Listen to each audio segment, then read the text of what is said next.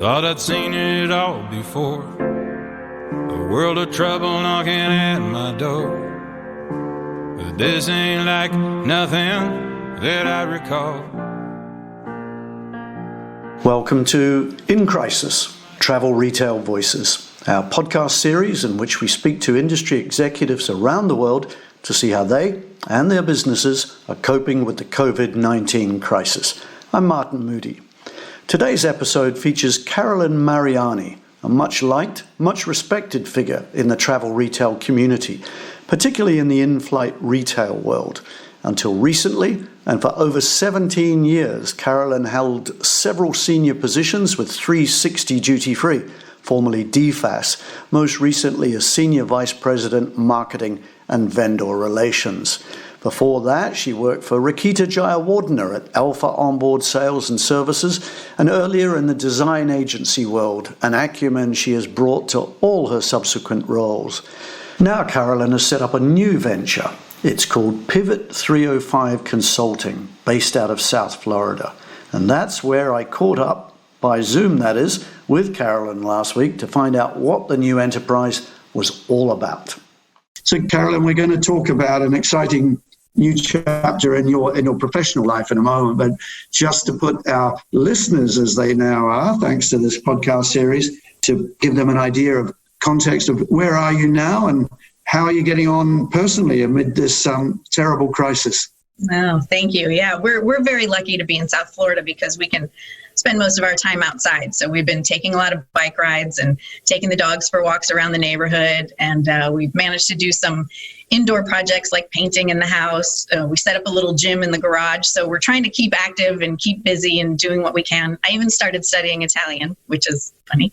So we're trying to stay busy and stay within the guidelines. And one of the nice things I think that has come out of it is that we've noticed that our neighbors are out as families that we haven't seen that in normal times. Like they're playing catch, they're playing basketball, shooting hoops out in the front yard or in the street, and they're riding their bikes around. So I hope that doesn't go away. It kind of reminds me of when I was a kid growing up and you could just be turned loose in the neighborhood. And so it's really nice to have seen that. And tell me, what's the situation with regard to lockdown? It's obviously varying very much state by state in America. Where you are, what's happening? It's opening up slowly. They are seeing some increase in cases. We've had some, issues with some demonstrations getting violent and things like that, but it seems to be a little calmer now. But fortunately, the hair salons are open within some guidelines of keeping distance and wearing protective masks and things like that. Same with the grocery store. Everyone's being pretty respectful here about wearing masks and keeping their distance when you're in a closed space. So it's been encouraging. We're hopeful. All right. And you spoke about that's you, Carolyn, and your husband, and Mark.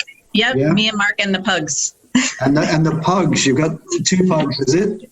We have 3 now. It's quite by accident. They're all rescues. So yeah, it's always an adventure. They all have their little issues. All right. Now, amid all this turmoil that's going on around you and around the world and throughout the US, you've opted to create a new venture. You've called it Pivot305 Consulting, which is an interesting name, based in South Florida where you are. So tell us about that, how you came to create your own enterprise. Choice of name is interesting, and what you're hoping to achieve, what you're offering.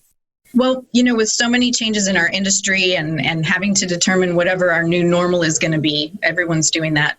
Businesses are having to literally pivot and consider new ways of working. And many individuals like myself are having to do the same. So for companies that maybe can't come back to full strength right away, but they do need someone with my experience to kind of help them get to where they want to be, I would be available to help in a variety of different disciplines. I've got a lot of experience over the years in merchandising, marketing, supplier negotiations, lots of things. So product development. So I'm hoping that will kind of help me and help them. So Pivot represents my mindset right now. And 305 is obviously my famous area code, and it's my geographical location as well. So yeah, it's a nice name. And thank you. Pivot is indeed what we're all having to do. Some of us successfully, some of us early in the process, some of us well down the road. But yeah, it's a time for new thinking. And in that sense, I suppose, Carolyn, although it's difficult to start up a business during such times, it also offers opportunities, doesn't it? Because people are thinking anew about how they run their businesses and how they're going to survive and then flourish in the future. Exactly. So even if it's a short-term project or something, that would run a bit longer, I'm open to any kind of opportunity that might be helpful. Okay. All right. So you told me the other day that everything had kind of come full circle. You started your career working for a design agency, I believe, in London a few years back, and you're very focused on retail merchandising. That's going to be part of what you're going to be bringing to the market. But as you just told me, you're going to be bringing a wider range of services. But you're going back to your creative roots in many ways, I guess.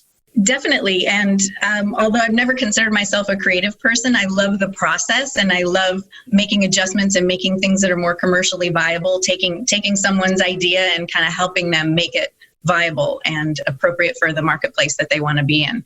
So that part I really enjoyed. Okay. Well, let's talk a little bit about what's led you here and led you to the formation of Pivot305 Consulting.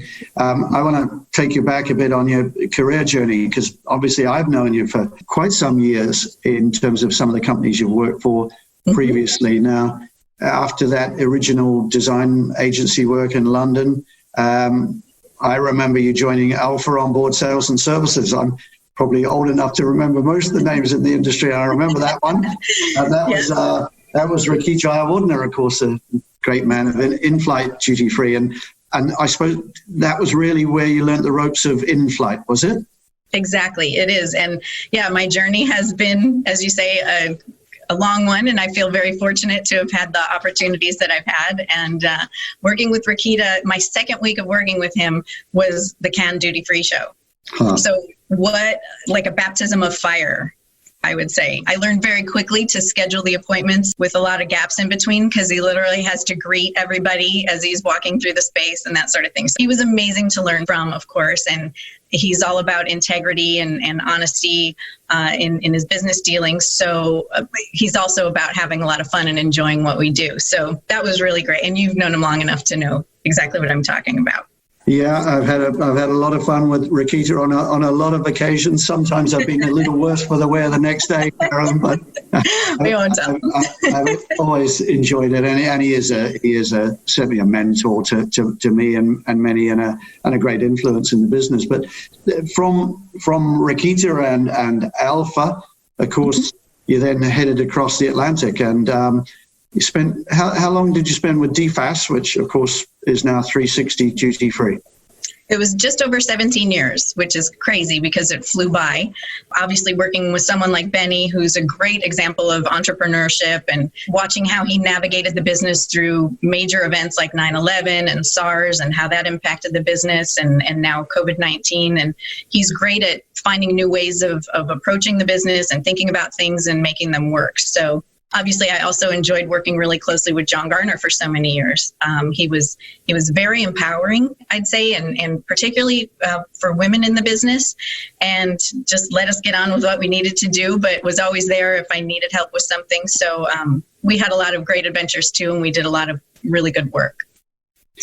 Yeah, indeed. John's been another of those figures that's really put his footprint on the evolution of in-flight retail in particular. And I'll come back on that, Carolyn, because I'd like to just ask you in a minute about how you see the future of that business. But I remember being in Miami at the launch of 360 Duty Free, which in its own way was a pivot, wasn't it? It was DFAS, a very traditional in-flight concessionaire, if we just take the retail side of its business, moving to become something else. And that something else was much more around omni-channel and developing not just the pure in-flight retail offer, but developing e-commerce activities. And you were very centrally involved in that, I remember, in terms of the branding, in terms of the marketing, but also the conceptualizing. Just tell us about that particular transition and what you took out of that might serve you well going forward. I was very lucky that I was asked to participate in that. I love doing it. And actually, when Roberto asked me to lead the project for the business, he didn't know that that was my background. It was just, I was the right person in the right place at the right time to take that on. And I'm really happy I did. I learned a lot from Roberto. He's a great professional, a very good leader. So I enjoyed that whole process of taking a company that I knew so well and was part of for so many years and kind of helping it get to its next iteration and its next level in the future. And so omnichannel is, of course, a big part of that. Benny had that version a while ago with all the pre-order and online services and everything that they were already operating, and Roberto has really obviously launched it to the next level and able to make it a reality with his participation. So that's been amazing to see, and I think to your point earlier about what the future of in-flight retail is, it's such a big question mark right now because the airlines are trying to minimize the services and minimize the contact that's on board. Yet, we already have a footprint for doing our selling digitally and making services accessible digitally. So I think clearly that's a way forward. Yeah, it's been interesting since the crisis really escalated to see almost the only hotspots around the world in the travel retail community have really centered on e-commerce. Cruise Shop, which 360 Duty Free is a partner in, has really come up with some great fresh thinking and has pivoted, to use that word again, quickly and focused on those omni-channel activities and adapted them and done very well. And you see the likes of China Duty Free really fast-tracking their omni-channel offer in Hainan. So I think the timing of 360 was just right, and you are right that is going to be a big part of the future. So overall, I mean, you're not one of the prophets of doom in terms of in-flight retail, I take it.